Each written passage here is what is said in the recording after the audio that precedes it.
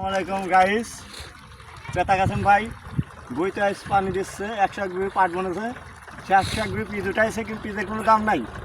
তারপর সে 2000 টাকা হলেও প্রতি বিঘিতে পানি দিচ্ছে, 2000 টাকা লাগলেও পেতা গেছেন ভাই মোটামুটি আশা তার সে সাইজ দেয় নাই, লস গেলেও সেই ব্যবসা করবে। কারণ এই পাট জমা যদি লাভ করা যায় সেই সিস্টেমেতে, তাহলে তো পিসের দামটা ওঠাতে পারবে। দেখা যাক সে কী করে এখন। আচ্ছা, আসসালামু আলাইকুম, হ্যালো গাইস, আমি পেতা কাশেম বলছি। 101 বিঘি পিস লাগাইছিলাম, পিসের নাই দাম 800-900 টাকা মন পিস। এখন কী করা যাবে? এই পাটও আবার 101 বিঘি পাট বুনতেছে, পানি নাই, দেশে বৃষ্টিই নাই, মনে করেন মিশিয়ে পাইবে পানি উঠতেছে না। লাস্টে এটা খালে ধরি আজকে উৎপাদন শুরু করলাম।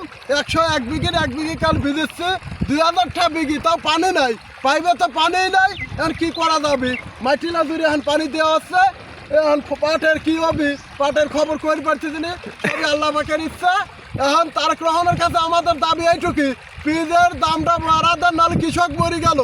পিজের দামটা আপনার 3000-4000 টাকা মন বাড়া দেন, নাহলে কৃষক মরে গেলে সামনের বার কেউ আবাদ করবে না। পিজের দ্বিতীয়বার দাম না পায়, সামনের বার সবাই আবার ধান লাগাবে, পিজ সাইড দিতে।